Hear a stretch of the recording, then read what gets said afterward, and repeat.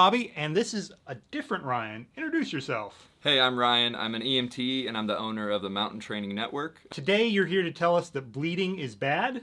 Turns out bleeding is bad. It's the leading cause of preventable death. So after a crash or accident, in those first 3 to 5 minutes, the good news is it is preventable. We have treatments like direct pressure, which we can pretty safely use anywhere on our body. We also have treatments like wound packing, which we of course would not do in our brain or in our chest or abdomen. And then there's treatments like tourniquets or pressure dressings, which we can use on our arms and on our legs. I have worked as an adventure guide in everything from whitewater rafting to rock climbing, and I also worked in the emergency department as an ER technician. You do a little bit of riding too? The Mountain Training Network, we specialize in providing the most up-to-date and evidence-based wilderness medicine curriculum on the market. We do that by using the current clinical practice guidelines from the Committee on Tactical Combat Casualty Care, but also from the Wilderness Medical Society. During my first responder course, we talked a lot about improvising tourniquets. Until about 20 years ago, all we had was improvising tourniquets. We've learned a lot about devices like the CAT tourniquet, which are much more successful as far as stopping bleeding. In controlled settings, doing studies on this, we find about a 50% success rate at best with improvising and over 90% success rate with a CAT tourniquet. Over the last 20 years, there have also been a number of different tourniquets to hit the market, and unfortunately, they're not all created equally. Since this is how not to, and we've got one trick, we're going to try to figure out how to test these on our brake test machine. Before we do that, Ryan, can you show us how to properly apply a proper tourniquet? The tourniquet needs to go around their limb, 2 to 3 inches above where they're bleeding, and never on a joint. The first step is we tighten the strap down of the tourniquet, getting it nice and snug, and then we can start twisting and twisting and twisting the windlass, twisting until bleeding stops. Yeah. Once we see bleeding stop, we can lock the windlass in place. We pull the tail of the strap through the tourniquet, or through the windlass gate, and then finally we close the gate with a little strap reminding us to write down the time. Now, speaking of time, this can be on your body pretty safely for up to 2 hours. After that, we start risking things like nerve damage, in the 6 to 8 hour range, maybe even tissue death. That said, there is a concept called tourniquet conversion, which is something we would learn in, for example, a wilderness medicine class. For now, we'll focus on getting it on and saving their life in the 3 to 5 minutes it could take to bleed to death. Can we focus on getting this off now? Here's a CAT tourniquet, the Generation 7. This is the most widely studied tourniquet on the planet. First recommended tourniquet from the Committee on Tactical Combat Casualty Care. Strength does not necessarily correlate with efficacy, right? Just because it's stronger or not as strong doesn't mean it's better or worse at stopping bleeding. Just like on a person, we're going to start by cranking down this strap, the tail strap, as tight as we can get it, and hopefully capture some tension there. Wow, that went up to 146 pounds? Guess I'm stronger than I look. Start twisting the windlass as we might on a person, and we twist and twist and twist until we get bleeding stopped. But why don't we just go until either failure or I can't twist anymore. Okay, let's see. So tension has been captured by the windlass gate, closed, managing. And we went up to 200 pounds of force, or 0.89 kilonewtons. With a stable 150. I'm gonna see just if I can, get it tight enough to break either the windlass or the plastic buckle by hand, or maybe even the strap will fail. It's harder than it looks. If you hurt yourself, I know a guy who can stop the bleeding.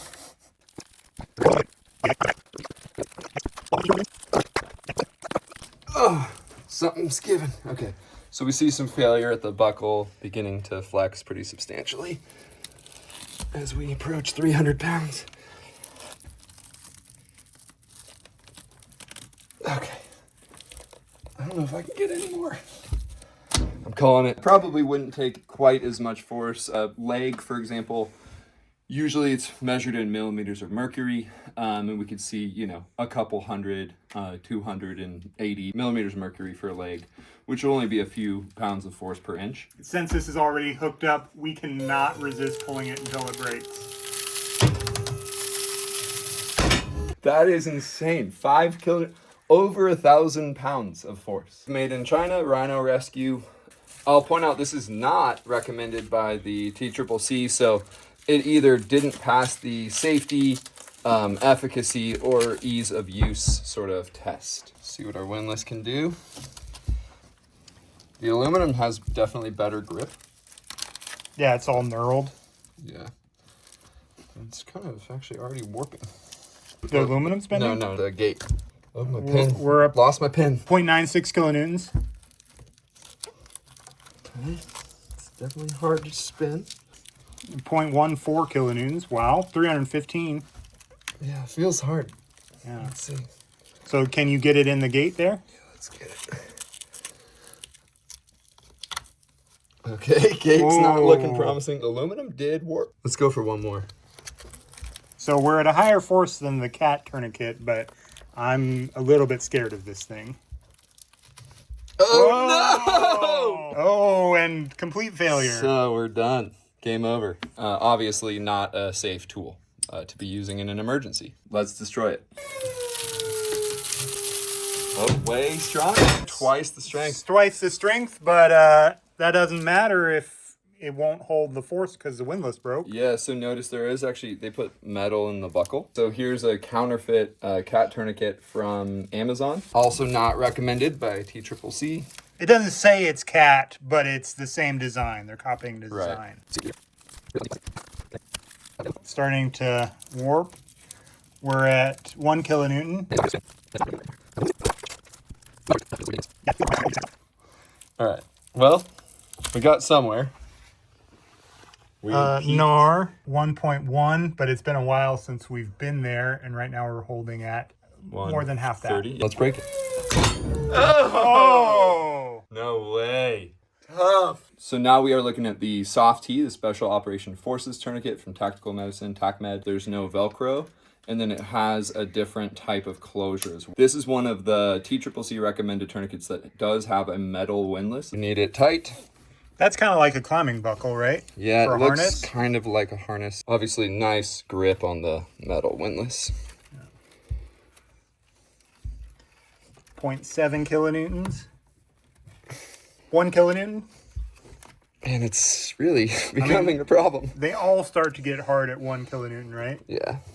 Lock that one in place. The official closure would be through the triangle.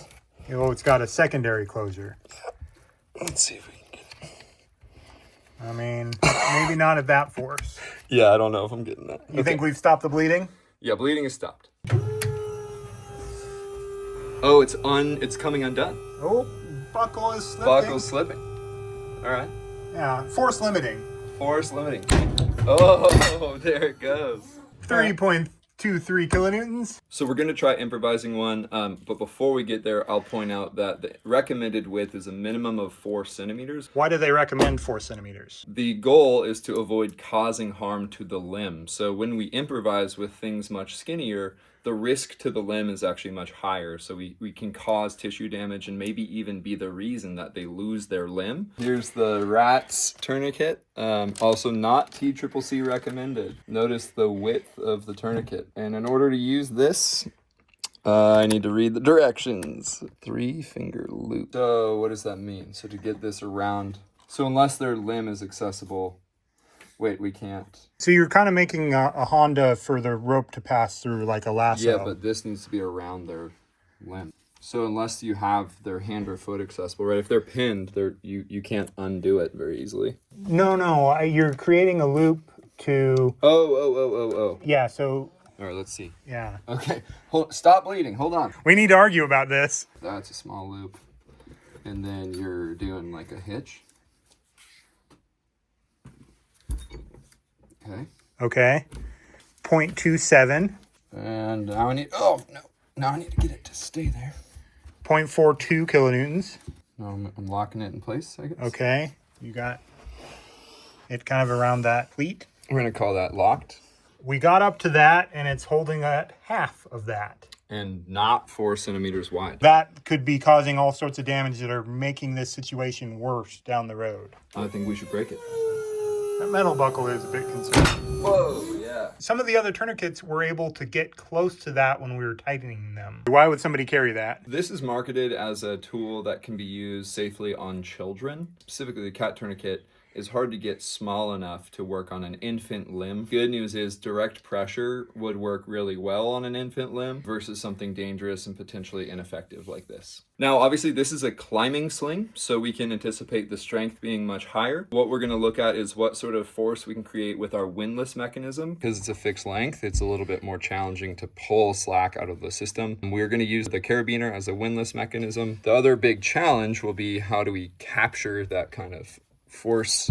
Some of these lengths of sling are much tighter than others. There's nothing to protect your skin right there, so that might be chewing up your skin. Yeah, that's getting shredded. Okay. 0.7, 0.9, So 1. Ooh.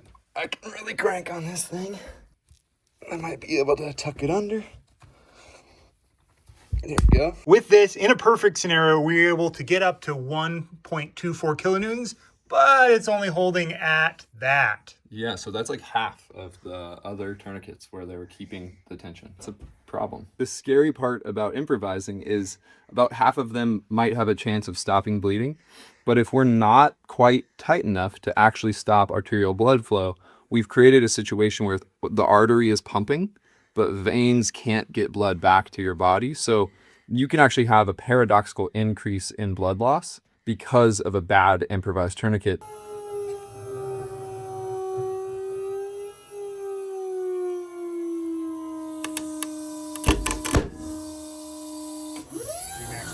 Because it's wrapped, we max this out. 43 kilonewtons, which is irrelevant to stopping blood flow. Carry a tourniquet. Until around 2005, one of the standard ways to create a tourniquet, whether you're on the battlefield or in the woods, was using something called a cravat, which is a big length of fabric, and some form of windlass mechanism, which is often thought of as a couple of wooden dowels. Double it and then create maybe a layer to protect your skin from the windlass, nice and snug. And we're tying a knot. Square or granny. We're just going to use the carabiner through that strap. See what sort of force we get. I like the carabiner as a windlass. You can kind of hold the whole thing. Yeah, if you were improvising, you might be using a stick or something, which would be way weaker. Right. Okay, 0.8 kilonewtons? I've kind of created a situation again where I'm not confident how to capture this, but one thing I've learned before is using the tails maybe could be a way to capture it in place, and then we could maybe tie that off somewhere else. We went up to 0.8 kilonewtons, but we're only at 0.2 kilonewtons. I thought I had a lot more tension. Since I'm a professional and we're in a controlled setting, right, I'm sure I can do better. Oh no! Oh. No! And we've failed everything. Okay. At 0.95 kilonewtons. It's right. Still holding It's doing something. at 0.25 kilonewtons. Okay. As long as nothing moves. Oh, and we've lost pressure. R.I.P. Well, that sucks. Yeah. Should we break it? It's broken already. I think you can break it by hand. Oh, yeah, it's broken already. It broke. Yeah. Damn it. Carry a tourniquet. Obviously, we want something that we know will work, so products like the cat tourniquet, which are rigorously studied and tested, those are the ones that are recommended to be used on that worst day of your life. You want to be able to do it successfully in the 3 to 5 minute time frame that we're working with. So this was fun for Ryan and I to play around and break some stuff in the lab, but a YouTube video is no substitute for getting some wilderness medicine training. If you play the games that we play out in the mountains, out in the woods, get some training from a professional, whether that's a mountain training network, Ryan, like I do, or somebody else. Somebody made the joke to me is like, I don't need wilderness medicine training. I just need to hang out with people that have it. I had a really bad experience 5 years ago. I tumbled 100 feet, messed up a lot of things. It could have been fatal. And my wilderness training allowed me to be way calmer because like I had practiced those scenarios. I had practiced dealing with the EMTs and dispatch. I knew what to communicate to them to get the best outcome for me. It was very calming mentally to like, I've done this before. I know how this goes.